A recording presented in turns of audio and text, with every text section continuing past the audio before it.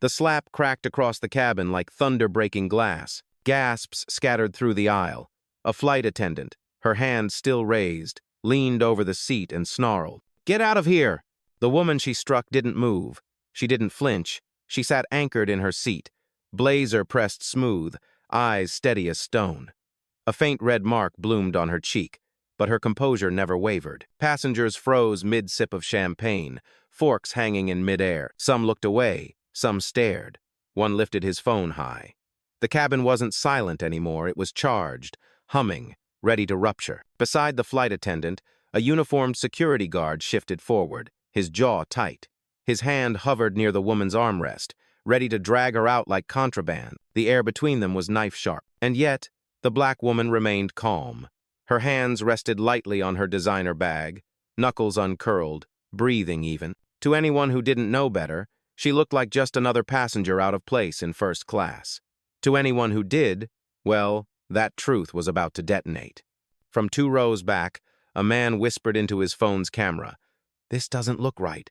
I'm recording this." The red light blinked alive, catching the moment like evidence sealed in amber. His words threaded into the rising murmur, "She's not backing down." The attendant leaned closer, voice sharp enough to slice. "You don't belong here, people like you never do." Her spit-flecked words cut deeper than the slap. The woman's gaze didn't break. She remembered this tone, this verdict delivered like law. She had heard it at 22, walking into a hotel lobby where they told her she couldn't possibly have a penthouse reserved. She had heard it at 30, when a banker doubted her signature on a check. And now, again on the very aircraft she owned. Her silence was not weakness. It was patience sharpening to steel. Before we continue, where are you watching from? Drop your city or country in the comments below. And if you believe in dignity and justice, hit like and subscribe. These stories spark change. And we're glad you're here. Now, back to her. The attendant's hand hovered again, trembling with arrogance and adrenaline. She mistook stillness for submission. She mistook silence for defeat. But that was her last mistake, because 5 minutes from now, everyone in this cabin would know the truth. And when they did, no slap, no shout, no uniform in the world could protect the crew from what was coming. 5 minutes before the slap, the cabin was calm. The hum of engines filled the air like a low heartbeat, steady, indifferent. Passengers sipped champagne, flipped magazines, or typed furiously on laptops. And in seat 2 amperes, she blended in perfectly. That was the point. Her name was Naomi Blake, 43, billionaire, founder of Blake Aeronautics, the very company that had purchased and retrofitted this private jet fleet. But to the people around her, she looked like a mid-level consultant sneaking into luxury. A cream blazer, clean white blouse, slacks pressed but not designer loud. A handbag structured, subtle, more functional than flashy. Nothing screamed power, and that was intentional. She traveled without entourage, without assistance, without logos stitched into her clothing. She had built her empire on silence, moving contracts, restructuring companies, buying entire airlines without headlines until the ink was dry. Today was no different. She wanted to see, with her own eyes, how her staff treated strangers. What she saw was uglier than she imagined. The first hint came when she boarded. She handed over her boarding pass and ID, both authentic, both platinum clear. The attendant barely glanced at them. Instead, eyes dragged over her skin, her hair braided close, her jewelry minimal. The pause was sharp, then the forced smile appeared. Naomi caught it.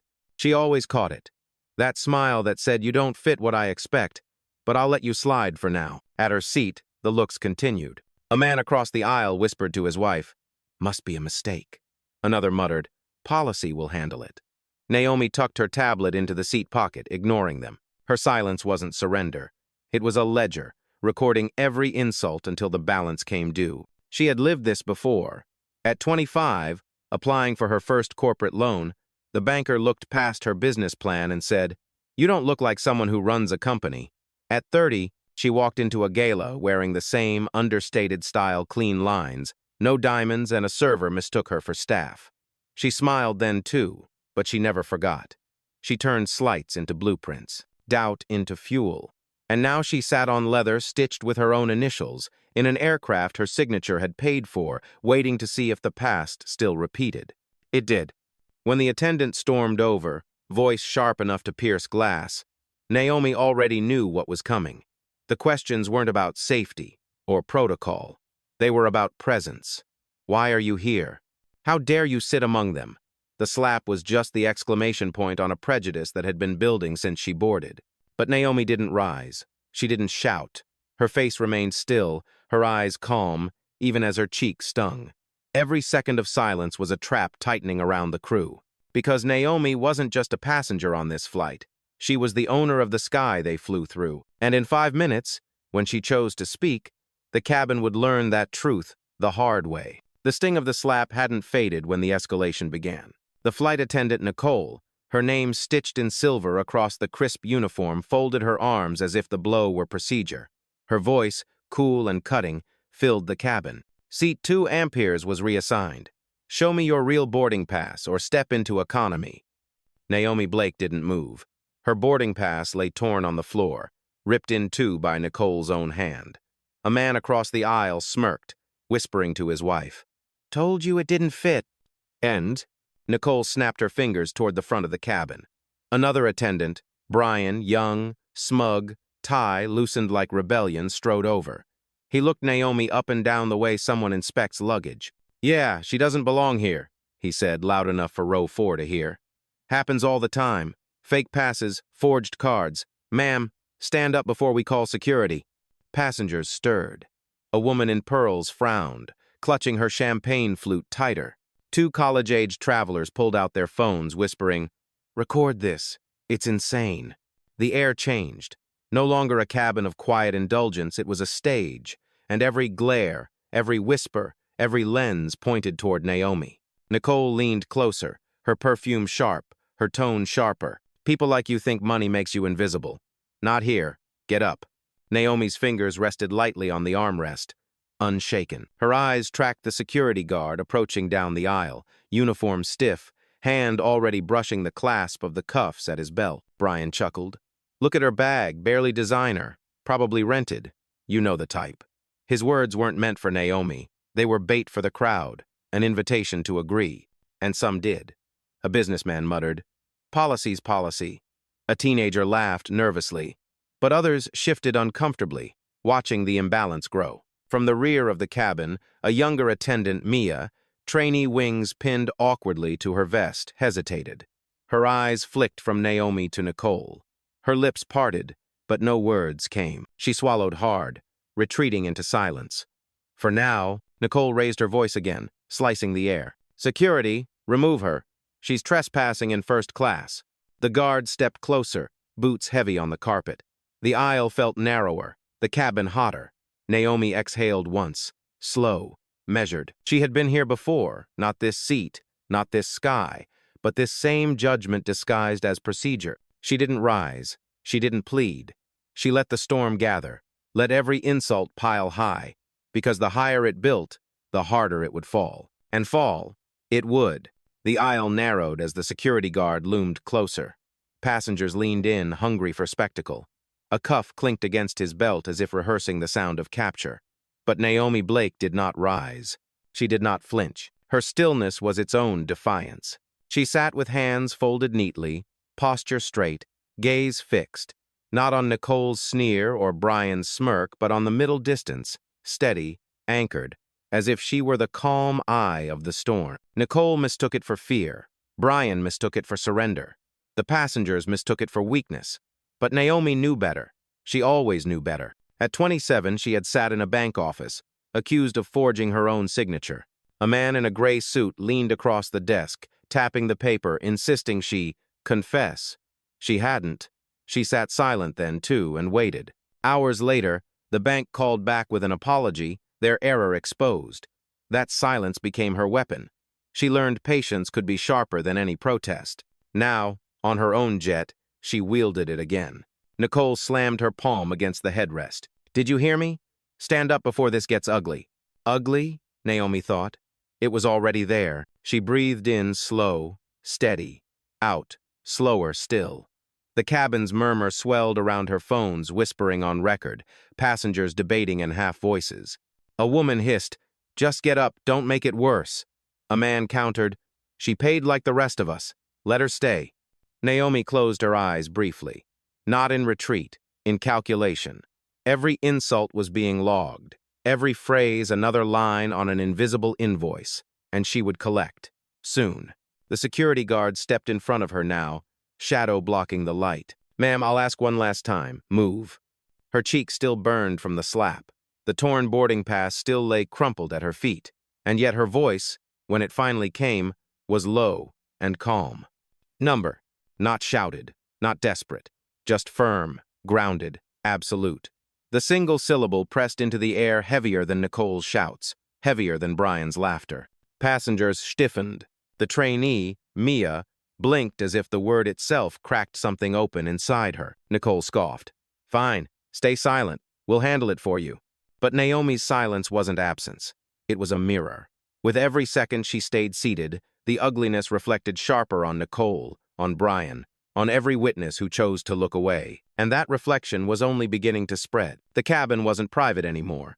It was a courtroom with no judge, only witnesses. 2 rows back, a young man in a gray hoodie tilted his phone higher, the red light glowing like a warning flare. He whispered into the lens, "She hasn't moved. She hasn't raised her voice, and they're treating her like a criminal."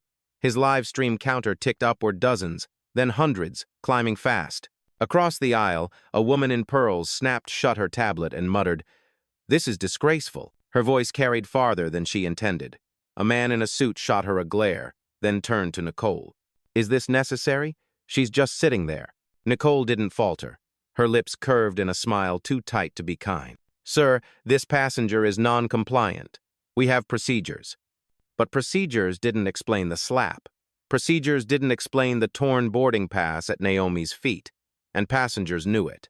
They shifted, restless, as if the leather seats beneath them had grown thorns. From the rear galley, Mia, the trainee, stood frozen. Her hand trembled near her phone, thumb hovering over the record button.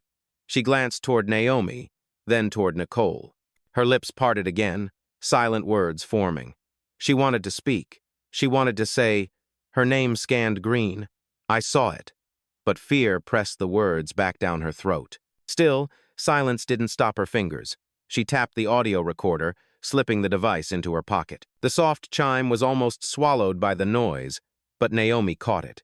Her eyes flicked to Mia just for a second, a silent acknowledgement. The man in the gray hoodie raised his voice now, emboldened by numbers climbing on his screen. "She hasn't done anything wrong. You hit her. Why isn't anyone else saying something?" His outburst cracked the air, murmurs swelled louder. A teenager leaned over her armrest, phone raised, whispering to her mother, "This is going viral. Look." "Oh." The security guard stiffened, hand tightening on his radio. "Phone's down," he barked. "Recording is prohibited." But no one lowered their devices. Not this time. Nicole's jaw clenched. She snapped at Brian. "Escalate. Call the captain." Brian smirked, enjoying the theater. "On it."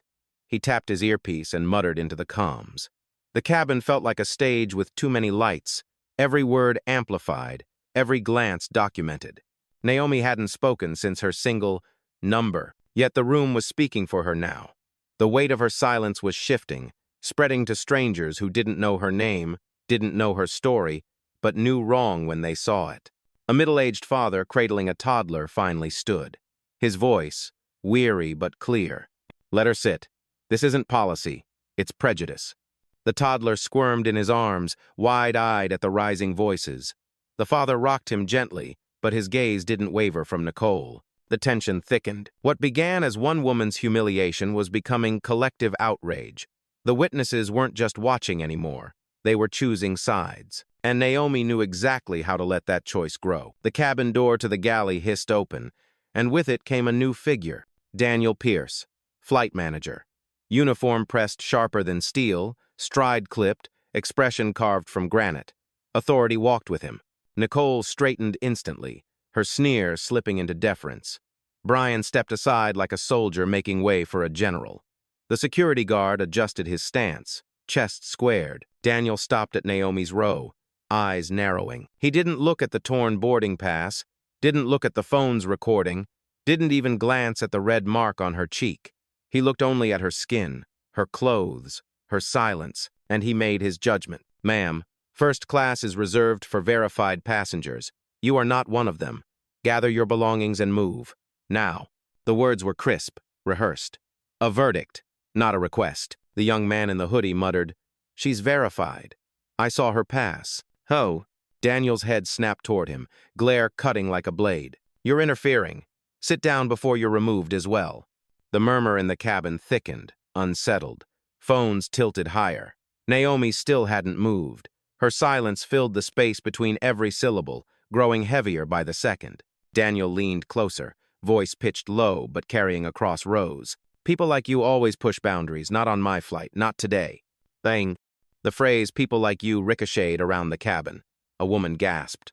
Someone whispered, "Did he really say that?" The words landed harder than the slap, heavier than the torn pass. Nicole smirked behind him, as if the tide had turned back in her favor. Brian folded his arms, smug again. The security guard hovered, ready for the signal. Naomi's gaze lifted slowly. She met Daniel's eyes, unblinking. She didn't speak. She didn't need to. The silence made his authority tremble, though he would never admit it. Daniel raised his voice now, chest puffed, each word a hammer. "This seat is reassigned to a VIP guest. You're trespassing. If you refuse to move, I will personally ensure you are blacklisted from every flight in this fleet." The threat landed heavy. Gasps rippled through the rows. Mia, the trainee, flinched as though the words had struck her instead. She whispered under her breath, barely audible, "That's not true." She scanned Green. But Nicole shot her a look, sharp as a blade, and Mia shrank back again. The father with the toddler raised his voice, firmer this time. "She paid. She's not trespassing. Stop lying." Daniel ignored him. His eyes never left Naomi. "Last chance. Stand up or be escorted out like a criminal." The word criminal hung in the air like a noose. The murmurs sharpened into outrage. Phones caught every syllable, every sneer, every flicker of disdain on Daniel's face. And still, Naomi Saturday silent, composed. The storm around her swelled, but she did not move, because she knew every insult was another brick in the wall they were building around themselves. And walls, eventually, collapse. The cabin had already cracked under Daniel's words, but what came next shattered it. Nicole bent down, snatched the torn boarding pass from the floor, and ripped it again smaller, jagged scraps fluttering to the carpet like confetti of contempt. She didn't hand it back. She let the pieces fall at Naomi's feet, a staged humiliation. "No record, no right," she spat. Gasps rippled across the rows. Someone whispered, "She really destroyed her ticket." The man in the hoodie swung his phone toward Nicole, capturing every flick of her wrist. Naomi's handbag rested against her thigh. Brian reached for it, fingers curling around the strap. "Let me check this," he said, pretending procedure, but the grin on his face betrayed him. He tugged once, trying to yank it free. Naomi's hand clamped down, firm but measured. Her voice, low and unshaken. "Touch that again and you'll regret it." The guard stepped forward, siding with the crew. "She's resisting. That's non-compliance." He spoke into his radio, tone flat, rehearsed. "Requesting police at arrival gate. Possible fraud, resisting crew instructions." Fraud. Resisting. The words twisted like shackles. Passengers stirred, uncomfortable. The father with the toddler shook his head. "She hasn't done a thing. This is lies." But Daniel only doubled down. His voice carried like a gavel. "We're detaining you until law enforcement boards. If you refuse, we'll remove you by force." Phones tilted higher. Mia's hand shook as she whispered into her pocket recorder, capturing every word. Fraud. Resisting. Detain. She knew those terms weren't mistakes. They were weapons. Nicole sneered, leaning closer to Naomi. "How long are you going to sit there pretending? You don't belong. Not in this seat, not in this cabin, not in this world." The cruelty rang louder than the engines. Naomi's cheek still burned, her boarding pass reduced to scraps, her bag nearly ripped away. And now, the weight of police being summoned pressed into the cabin like a storm cloud about to burst. But Naomi did not move. Her silence stretched so tight it felt like it might snap. And yet, it held. Because she knew this was the breaking point. Not for her, but for them. Passengers shifted uneasily, lines being drawn. A young woman whispered, "This is going to be everywhere tonight." Another man muttered, "They're finished. They just don't see it yet." Nicole stood tall, mistaking the moment for victory. Daniel called into his comms. "Confirmed. Police on standby." And Naomi Saturday, her hands folded, her eyes sharp. She had endured the slap, the torn pass, the theft attempt, the threats. And now, with the cabin suffocating under injustice, she prepared for the turn, because storms don't break the calm breaks the storm. And her silence was about to do just that. The cabin was thick with accusation fraud, resisting, trespassing, each word stacked like bricks against Naomi. Nicole stood with arms crossed, Daniel's jaw locked, Brian smirking as though victory was inevitable. The guard's hand hovered near her shoulder, ready to drag, and then Naomi moved. Not with a shout, not with a fight, just one slow, deliberate motion. Her hand slipped into her blazer and drew out her phone. The glow of the screen cut through the cabin's tension. She tapped once, no hesitation. A crisp voice answered instantly, loud enough for the nearest Rose to hear. "Miss Blake, we're on standby." The name struck like lightning.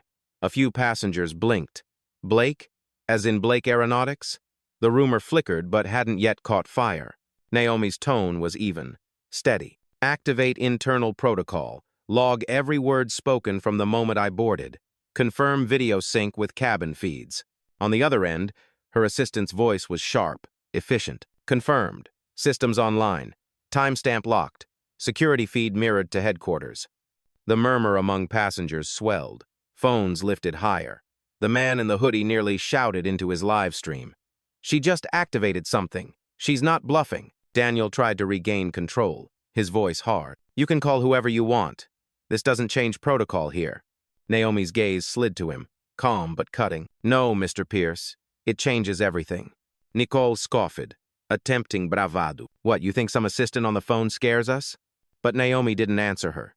She spoke into the line again, voice level as stone. "Escalate to Tier 2. Notify operations that Flight 97 is compromised. Begin full audit." Passengers gasped. A woman leaned over to her husband. "She just said the flight's compromised." The tension wasn't just social anymore, it felt official, procedural, documented. The guard hesitated, radio still in hand. His training had not prepared him for this. Brian snorted nervously, eyes flicking between Naomi and Daniel. "She's bluffing. She has to be." But Mia knew better. Her hands clenched at her sides. She whispered again, barely audible. Her name scanned green.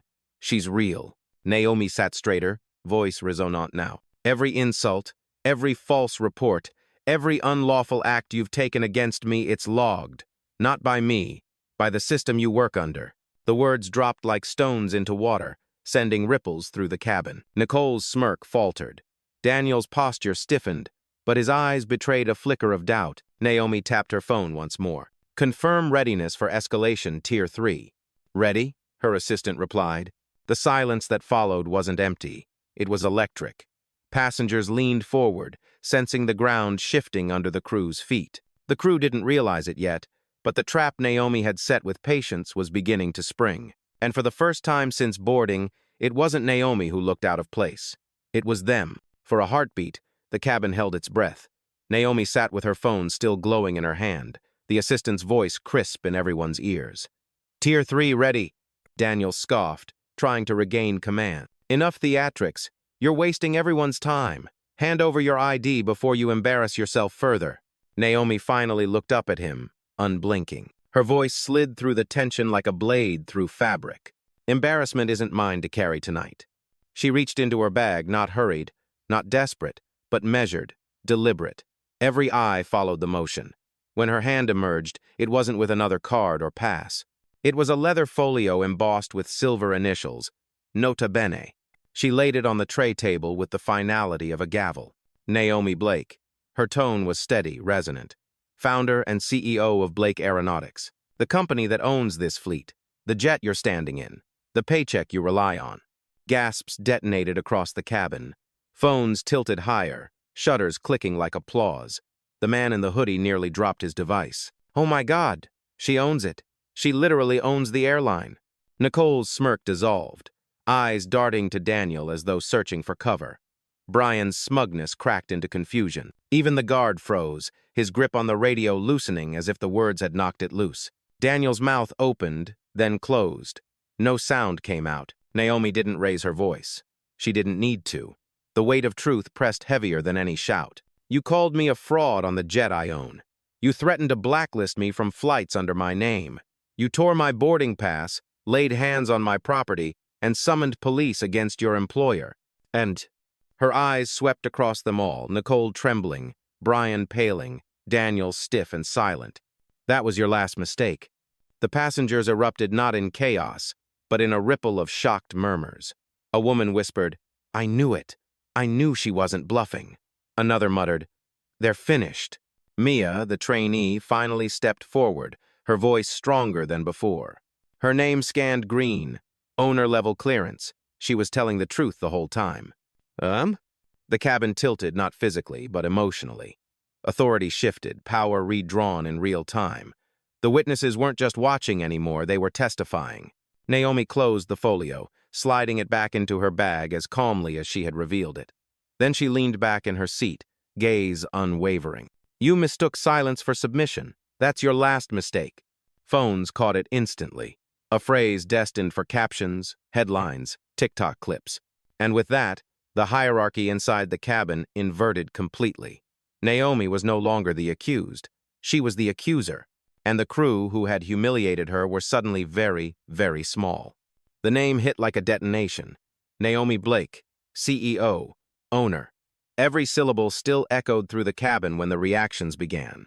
Nicole stumbled back a step, her polished shoes squeaking against the carpet.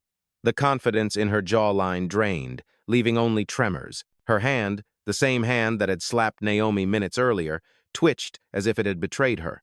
Brian's smirk collapsed into something hollow. His arms, once folded in smug defiance, dropped to his sides. He glanced at Nicole, then at Daniel, searching for cover, for a script, for anything. None came. Daniel's composure fractured in stages. His mouth opened, words caught in his throat, then shut again. His skin blanched, the weight of realization hammering through his carefully pressed uniform. His threat of blacklisting echoed back at him like a curse he had cast on himself. And the guard uniform, stiff, hand once hovering near Naomi's shoulder, took a deliberate step back. His grip on the radio slackened. He wasn't paid enough to lay hands on the woman who signed his checks. The passengers weren't quiet anymore. The murmur of unease flipped into a wave of energy. Phones lifted higher. Voices rose sharper. "She owns it," one man shouted. "You hit your boss," another laughed, disbelief tangled with fury. Applause erupted, scattered at first, then swelling. A woman clapped hard enough to sting, her pearls rattling against her collarbone.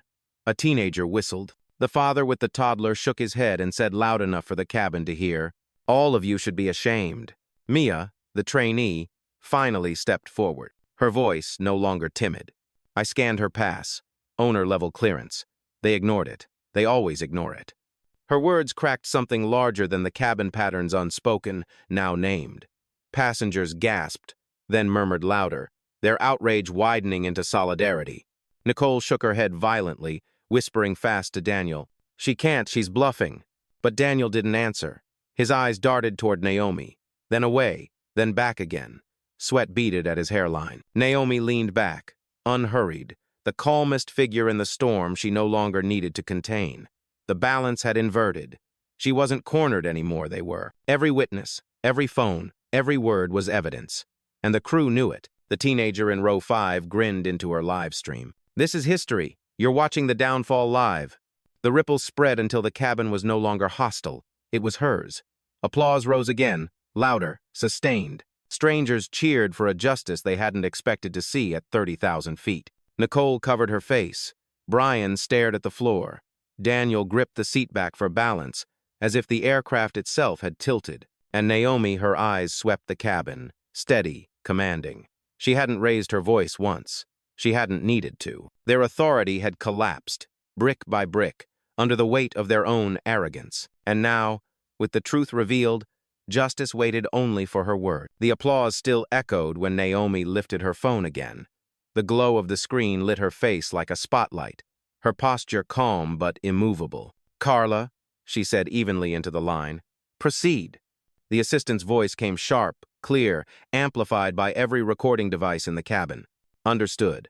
Executing termination protocol." Passengers leaned forward, their whispers sparking like kindling. "Termination protocol?" The phrase carried weight, corporate finality. Daniel stammered, his voice breaking through the noise. You can't. But Naomi didn't look at him.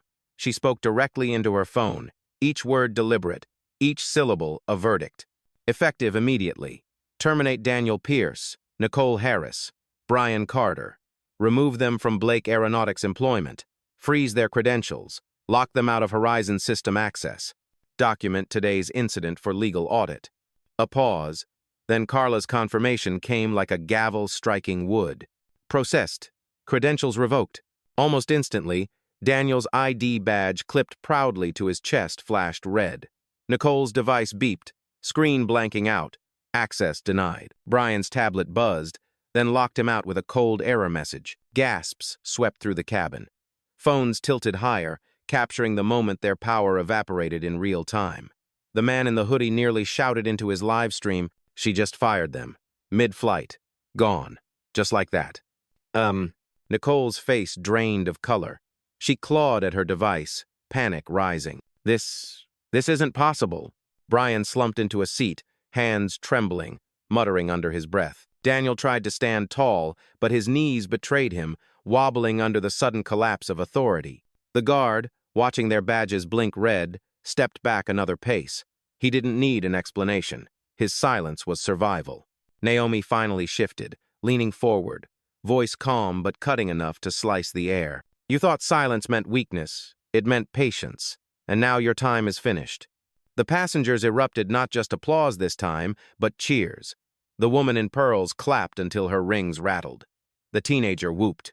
The father with the toddler shook his head, whispering to his son, "Remember this. Dignity always wins." Mia stepped closer, no longer afraid. She looked at Naomi and said it aloud, voice steady, strong. "Thank you for showing them."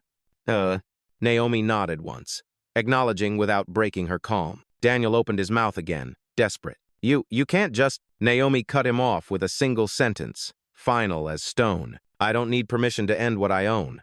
Phones caught it instantly, captions already imagined. A mic drop line, a declaration. The crew who had mocked her, struck her, stripped her dignity, now stripped of everything themselves, jobs, authority, status all, in the very cabin they thought they controlled. And Naomi hadn't raised her voice once. Justice, quiet and complete, had arrived. Silence returned to the cabin, but it wasn't the same silence Naomi had endured. This was the silence of awe, of power rebalanced, of witnesses trying to process what they had just seen. Daniel stood pale and broken, badge flashing red against his chest. Nicole's hands trembled as she clutched her useless device.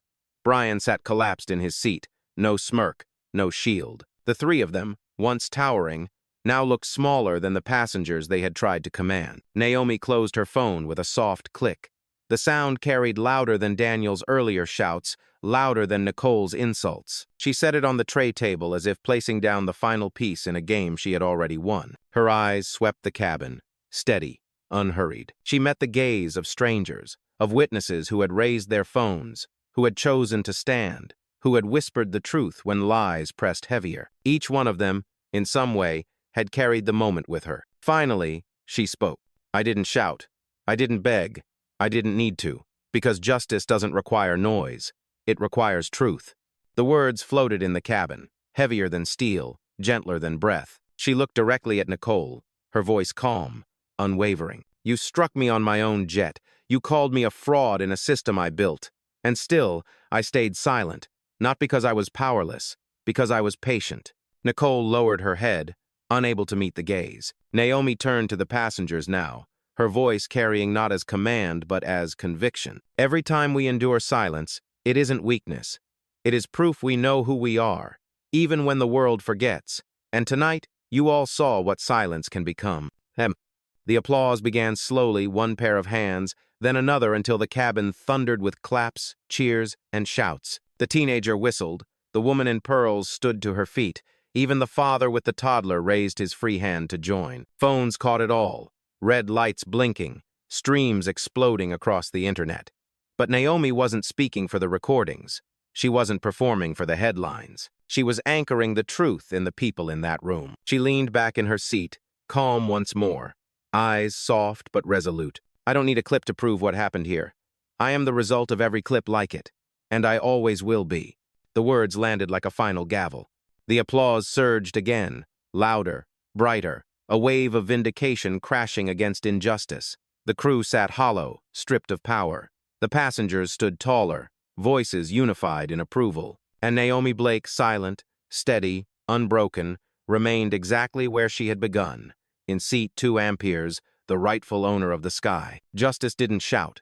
It never had to. It simply sat, unshaken, until the truth revealed itself.